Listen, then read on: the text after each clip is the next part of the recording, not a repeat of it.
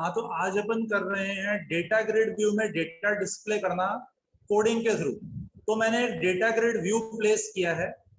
Data grid view place करने के बाद में मैंने क्या किया, इसका डेटा सोर्स सेट नहीं करा है। मैं डेटा सोर्स अगर मैं सेट कर देता हूं तो विजार्ड के थ्रू सब सेट हो जाता है। अभी मैंने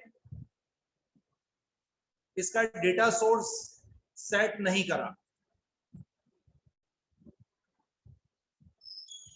अब मुझे इसमें कोडिंग के थ्रू डेटा डिस्प्ले करना है, तो मैं क्या करूंगा, उसके लिए फॉर्म पे डबल क्लिक करूंगा। फॉर्म पे डबल क्लिक करते ही कोड ओपन हो जाए। अब इसमें सबसे पहली लाइन आपको क्या लिखनी है, दो नेम स्पेस इंपोर्ट करनी है, इंपोर्ट सिस्टम डॉट डेटा और import system dot data dot OLEDB। ये दो नेम स्पेस काम में आएंगी, सिस्टम डॉट डेटा और system dot data dot OLEDB। OLEDB का फुल फॉर्म होता है object linking and embedding for databases. अब सबसे पहले मैंने यहाँ पे एक CNN नाम का वेरिएबल डिक्लेयर किया जिसका टाइप है OLEDB कनेक्शन। तो OLEDB कनेक्शन का यूज करके अपन डेटाबेस से कनेक्शन एस्टेब्लिश करेंगे, मतलब एक्सेस के डेटाबेस से कनेक्शन एस्टेब्लिश करेंगे। इसके बाद नेक्स्ट मैंने डिक्लेयर किया एक variable OLEDB data adapter type का। वेरिएबल का नाम है ADAP। अब OLEDB डेटा एडेप्टर का यूज करके अपन क्या कर सकते हैं, कमांड्स एग्जीक्यूट कर सकते हैं और डेटाबेस में से डेटा एक्सट्रैक्ट कर सकते हैं। डेटाबेस में से डेटा एक्सट्रैक्ट होकर किसमें आता है, डेटा सेट में। डेटा सेट टाइप का वेरिएबल डिक्लेयर किया मैंने DSET, और एक डेटा टेबल टाइप का वेरिएबल डिक्लेयर किया DTable। तो चार वेरिएबल डिक्लेयर किए मैंने यहाँ, एक OLEDB कनेक्शन, एक OLEDB डेटा एडेप्टर, एक डेटा सेट टाइप का DSET और एक डेटा टेबल। अब फॉर्म के लोड पे मैंने लिखा dim q as string, string type का वेरिएबल डिक्लेयर किया q। अब मुझे कोडिंग के थ्रू डेटाबेस से कनेक्शन एस्टेब्लिश करना है, तो क्यू में मैंने क्या असाइन किया, प्रोवाइडर इक्वल टू। हर तरह के डेटाबेस से कनेक्ट करने के लिए एक मीडिएटर होता है।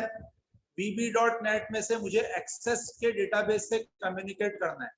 जैसे मान लो एक इंडियन है और एक चाइनीज है। इंडियन वाले को हिंदी आती है, इंडिया वाले को, और चाइना वाले को चाइनीज आती है, लेकिन दोनों को एक दूसरे की लैंग्वेज नहीं आती, तो एक मीडिएटर चाहिए होता है। तो वैसे ही अपने को यहाँ पे काम में आता है provider. Provider equal to Microsoft.ace.oledb.12.0। ये माइक्रोसॉफ्ट एक्सेस का जो नया वर्जन है उसके लिए जो ड्राइवर काम में आता है वो है। अगर पुराना वर्जन होगा तो उसका ड्राइवर अलग होगा, ओरेकल के डेटाबेस का ड्राइवर अलग होगा, SQL सर्वर का ड्राइवर अलग होगा, MySQL का ड्राइवर अलग होगा। तो प्रोवाइडर में तो देना होता है आपको ड्राइवर का नाम, और डेटा सोर्स में देना होता है जहां पे भी आपका डेटाबेस है उसका नाम और पाथ। तो मैंने अपने यहाँ जो कॉलेज वाला डेटाबेस है उसका नाम और पाथ दिया। इसके बाद CNN को मैंने मेमोरी अलोकेट करी। CNN equal to new OLEDB connection और क्यू में मैंने क्या क्या दिया है, प्रोवाइडर और डेटा सोर्स। तो इस प्रोवाइडर और डेटा सोर्स का यूज करके OLEDB कनेक्शन क्लास के ऑब्जेक्ट को मेमोरी अलोकेट हुई। फिर मैंने कनेक्शन को ओपन कर दिया,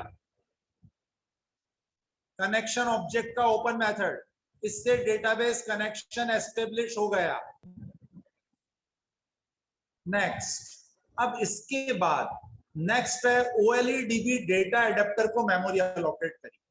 यहां पे अपन देंगे सेलेक्ट स्टेटमेंट।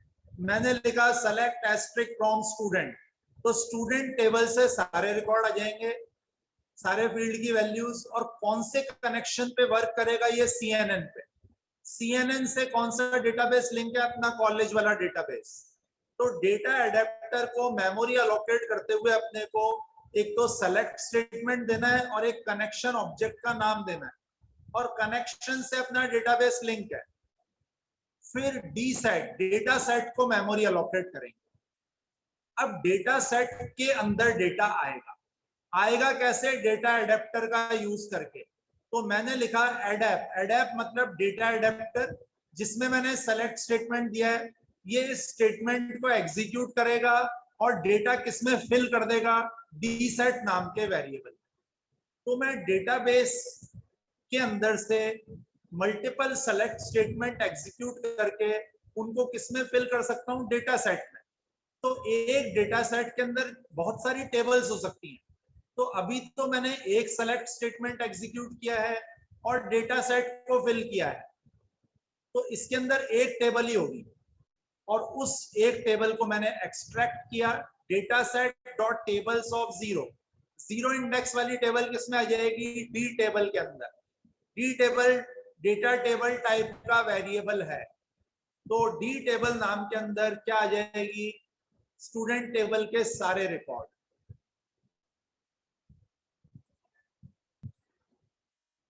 अब ये रिकॉर्ड आ गए डी टेबल में। अब इस डी टेबल वाले रिकॉर्ड्स को मुझे डेटा ग्रिड व्यू में डिस्प्ले करना है। तो अब अपने को यहाँ पे क्या करना पड़ेगा, यहाँ काम में आती है एक बाइंडिंग सोर्स क्लास।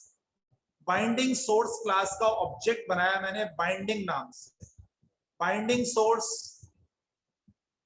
क्लास का जो ऑब्जेक्ट है बाइंडिंग, उसकी डेटा सोर्स प्रॉपर्टी में मैंने क्या दिया, डी टेबल। तो इसका मतलब डी टेबल को मैंने बाइंडिंग के डेटा सोर्स में असाइन कर दिया। और अब लास्ट स्टेप है डेटा ग्रिड व्यू 1 का डेटा सोर्स क्या असाइन कर दिया मैंने, बाइंडिंग। अब रिवर्स सीक्वेंस में समझें तो बाइंडिंग किससे लिंक है, डी टेबल से। डी टेबल के अंदर क्या है, डेटा सेट की 0 नंबर की टेबल, और डेटा सेट की 0 नंबर की टेबल में क्या है, स्टूडेंट टेबल के सारे रिकॉर्ड्स। और स्टूडेंट टेबल के सारे रिकॉर्ड्स कहां से आएंगे, CNN। CNN के अंदर मैंने क्या असाइन किया हुआ है, क्यू, और क्यू के अंदर अपना कॉलेज वाला डेटाबेस का लोकेशन है। तो अपना पहला स्टेप है कनेक्शन एस्टेब्लिश करना, OLEDB कनेक्शन का यूज करके। दूसरा स्टेप है OLEDB डेटा एडेप्टर का यूज करके सेलेक्ट स्टेटमेंट एग्जीक्यूट करना। तीसरा स्टेप है एडेप्टर का यूज करके डेटा सेट में डेटा फिल करना।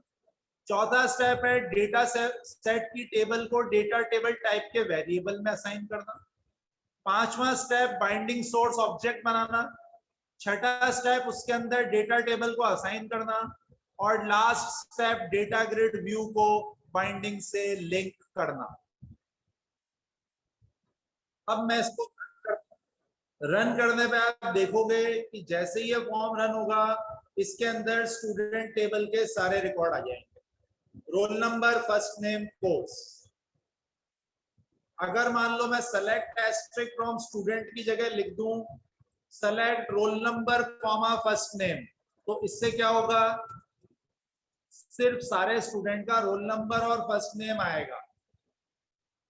तो यहाँ पे आप कोई भी सेलेक्ट स्टेटमेंट लिख सकते हो।